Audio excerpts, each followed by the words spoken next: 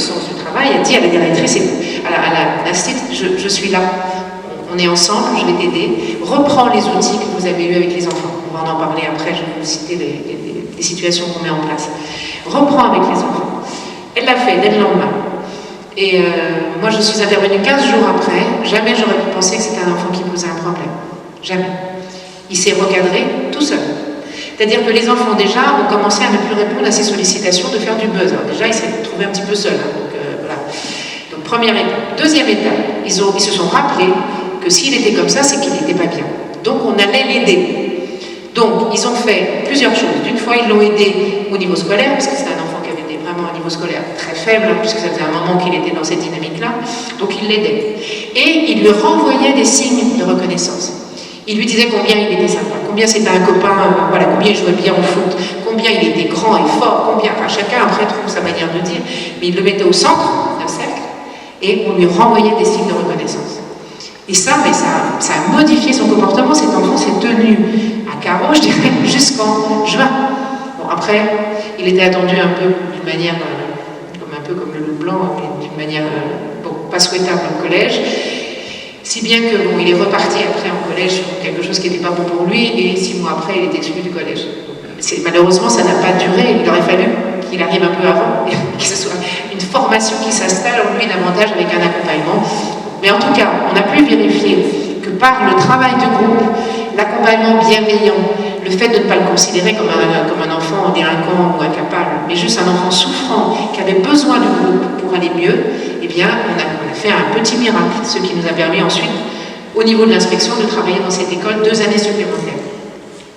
Donc, pour moi, effectivement, la prévention n'est pas présente. On parle aujourd'hui du programme phare, qui pour moi ne fait pas de la prévention. La prévention, c'est vraiment travailler avec les enfants sur qui ils sont et comment ils peuvent, quand ils ne vont pas bien, en parler, pouvoir se connecter à eux-mêmes et comment ils vont se relier aux autres. Et je veux dire, quand on arrive à travailler sur ces 2 axes-là, on arrive vraiment à faire des choses magnifiques. Alors, la méthode, t'as tout compris. Vous voyez, on a une graphiste magnifique qui nous a fait ce petit... Je lui avais dit, j'aimerais qu'il y ait une petite mascotte, parce qu'au départ, l'idée était de travailler qu'avec des enfants de primaire. Pour moi, c'était ce que j'avais en tête. Et je souhaitais qu'il y ait un petit personnage. Donc, elle a créé ce personnage, et du coup, ça nous a permis d'appeler la méthode T'as tout compris. Parce que c'est un petit tatou. Voilà. Donc, c'était magnifique. Donc, voilà. Une approche fondée sur 2 postulats. Alors, la nature humaine est bonne. Alors, j'ai mis des guillemets exprès, parce que quand je dis ça, je pense à un livre d'Olivier Morel, La nature humaine est bonne, qui veut dire qu'en fait, tout est parfait quand on arrive. On n'est pas méchants, on n'est pas des pervers sur pattes, on n'est pas des gens qui sont forcément dans le conflit. Enfin, je veux dire, on arrive avec un besoin d'amour, avec une capacité de rencontrer l'autre, une envie de découvrir le monde. Enfin, on arrive câblé comme ça. C'est simple, en fait, la vie. C'est très simple. C'est après que ça se complique. On reverra. Donc, il faut repartir là-dessus. Il n'y a pas des gentils, des méchants. Il y a des gens qui ont souffert. Et je vous donne un exemple aussi qui m'avait beaucoup marqué, que Olivier Claire, justement, m'avait raconté. C'était aux États-Unis, ils ont fait descendre des prisonniers dans une cour. Et une personne s'est mise au centre et a dit « Je vais énoncer un certain nombre de situations. Et si ces situations font partie ou ont fait partie de votre vie, vous faites un pas en avant. » Donc il a commencé à énoncer des situations. Voilà. Vous avez déjà vu dans votre vie un meurtre. Vous avez déjà vu, vous avez été abusé. Vous avez été frappé. Vous avez vu vos parents se battre, etc., etc. Il en énonce un certain nombre. À la fin de l'exercice, ils sont tous autour de lui. La conclusion de cet exercice est les victimes sont en prison. On ne travaille pas sur... Alors bien sûr, on ne peut pas... L'idée n'est pas de dire ils ont fait ça parce qu'ils ont souffert, donc il faut les... Enfin, ils ont une peine à faire de réparation. Mais comment on s'occupe de ces gens-là? Qu'est-ce qu'on leur propose en fait pour continuer à les mettre en prison? Quand ils ressortent, ils ne sont pas mieux forcément, hein, et puis eux-mêmes ils vont reproduire cette violence-là s'ils ont des enfants, etc., etc. Donc comment on s'occupe des gens et de la souffrance qui se passe la plupart du temps dans les familles? Il y a ce même Olivier Morel a écrit un livre qui s'appelle Le trou noir des sciences humaines, où l'objectif est de rechercher l'origine de la violence, et lui affirme que la plupart du temps l'origine est familiale, mais que non, on ne va jamais voir à cet endroit. C'est tabou. Et sur l'ensemble des personnes qui ont fait des recherches sur les origines de la violence, il y en a 2% qui évoque ce problème-là. Les autres, hop, ils zappent. On n'en parle pas. C'est la famille, c'est les parents, ils ont fait ce qu'ils ont pu, etc. Enfin, bref, on ne va pas chercher à cet endroit-là. La violence naît de la souffrance, c'est ce que je vous disais, et ça c'est vraiment un des principes qu'on dit tout de suite aux enfants. C'est-à-dire que si t'es pas bien, tu as peut-être envie de taper sur les autres, ça fait partie des fonctionnements qu'on peut avoir, mais on va faire en sorte de prendre soin les uns des autres pour éviter ça. De prendre soin de notre équilibre, de notre bien-être, pour éviter que cette souffrance et cette violence puissent perdurer. Alors, petit schéma que j'aime bien, qui est très... Enfin, il est imparfait, mais c'est simplement pour partager une idée. C'est pour vous dire et reprendre ce que j'ai évoqué, c'est qu'au départ, on est parfait. On arrive sur Terre avec tout ce qu'il faut. Tout ce qu'il faut pour être connecté. Tout ce qu'il faut pour être connecté aux autres, à la nature, à soi-même. Je veux dire, les enfants, ils sont traversés par leurs émotions, ils ne se disent pas, non, il ne faut pas que je me mette en colère parce que ça va être... Non, un enfant, jusqu'à 3 ans, ils sont traversés par leurs émotions. Ils ne se posent pas de questions. D'accord ? Donc, ça fait partie de la manière dont ils fonctionnent. Donc, tout est présent dans les potentialités, dans la confiance en soi, enfin, la confiance pour devenir explorateur du monde. Et puis après, en fait, on arrive dans une famille, dans une culture, et puis il y a des choses qui s'enrayent un peu, comme ce que je vous disais tout à l'heure. Moi, la colère, j'ai vite compris que c'est pas possible, par exemple. La tristesse non plus, d'ailleurs, du coup, c'était un peu gênant. Bien que quand j'étais en colère, quand j'étais adulte, des jeunes adultes, eh bien, je pleurais. C'est ce qu'on appelle un sentiment parasite. C'est-à-dire que la colère non acceptée fait que ton énergie de colère, elle passe ailleurs. Donc, tu te mets à pleurer. C'est assez fréquent chez les femmes. J'ai rencontré pas mal de femmes qui fonctionnaient comme ça. La colère, c'est pas bien. Donc, les petites filles comprennent qu'il ne faut pas le faire. Et donc, du coup, elles expriment de la tristesse.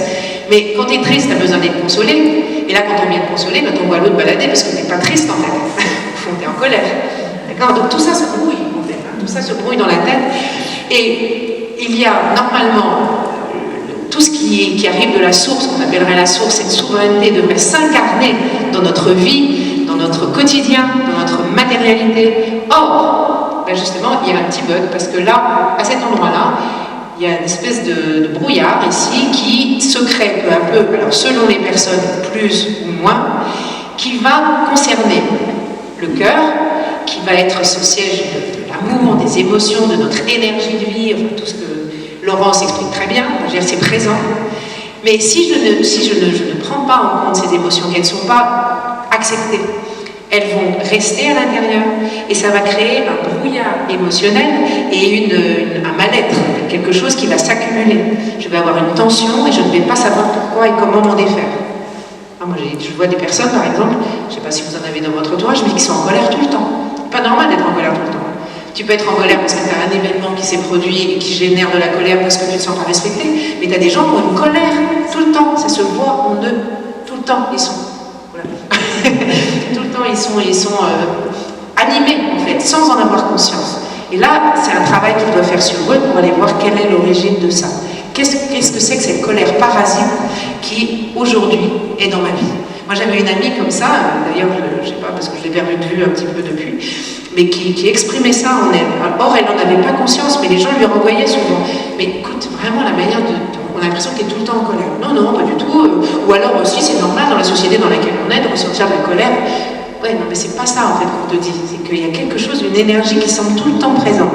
Bon, ça, c'est chacun son chemin. Il n'y a pas de... Je ne la juge pas, bien sûr, sur cette posture, mais en tout cas, je me rappelle que ça avait été très, très particulier de la côtoyer pendant un certain temps. Donc, ce cœur-là se charge de tout ce qui n'est pas dit, tout ce qui n'est pas exprimé, tout ce qui doit se dire et qui reste à l'intérieur. Et ça fait un poids. Et c'est ça qui va faire aussi ensuite un brouillard. On y reviendra tout à l'heure. Au niveau du mental, qui est vraiment la possibilité d'accéder à la sagesse aussi en lien avec ce cœur. Mais le mental, c'est aussi la rumination, c'est aussi les croyances limitantes, c'est aussi les conditionnements, c'est tout ce qui va faire qu'on va être là, on va faire un petit vélo dans la tête. Et ça, on est beaucoup sollicité par le mental dans notre société matérialiste qui nous sollicite à cet endroit-là. Justement, en étant beaucoup moins en relation avec le cœur. Donc là, il y a à aller voir, je suis allée trop vite, il y a à aller voir donc, la connaissance de soi. Ça, j'ai rien inventé. On dit que Socrate aurait dit « connais-toi toi-même », c'est peut-être pas lui, mais peu importe, il y en a tellement qui disent ça. Je veux dire qu'on a Prem Rawat qui parle de ça, plus des gens comme ça de Prem ou autres. Enfin, je veux dire, la connaissance de soi, elle est première, fondamentale. On va se dire, ben oui, c'est bien, ok, mais comment on fait? C'est vrai que c'est pas simple, hein, puisqu'on est habitué à avoir compensé, trouver des comportements qui nous permettent de nous adapter. Moi, quand j'avais des patients, à un moment donné, je leur disais, vous savez, je crois qu'il faut qu'on accepte d'être comme on est, parce que là, votre comportement, X ou Y, qui vous pose problème aujourd'hui, il vous a permis de survivre.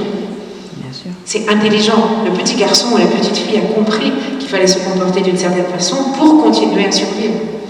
Parce qu'on est fondamentalement relié à nos personnes qui nous élèvent par le cœur. On a besoin d'amour. On a besoin de se sentir aimé. Or, si on est aimé sous condition, c'est-à-dire qu'on considère que si je fais ça, j'exprime telle émotion, ben là je ne veux pas être bien aimé, ou même je vais être rejeté. Si je m'autorise à dire des choses et que je suis rejetée aussi parce que je sens bien que ça ne passe pas, eh bien je vais m'adapter par peur de l'abandon.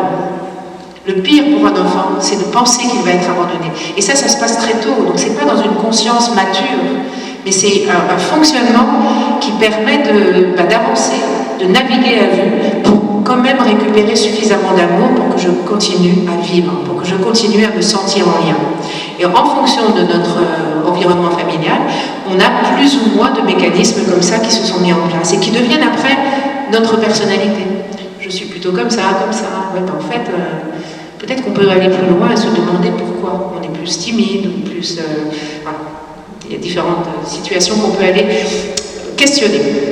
La coopération, bon, alors là, on parlait avec Laurence aussi de la physique quantique et toutes ces découvertes qui sont pas récentes, mais qui aujourd'hui deviennent plus présentes, qui fait que tout est vibration, énergie, information dans l'univers, et nous, on fait partie de ça. Et on est tous reliés les uns aux autres. On est reliés à la nature, on est reliés aux animaux, on est reliés les uns aux autres. Donc comment on prend conscience de ça pour en faire une force? Pas parce que si on n'en prend pas conscience, on peut aussi être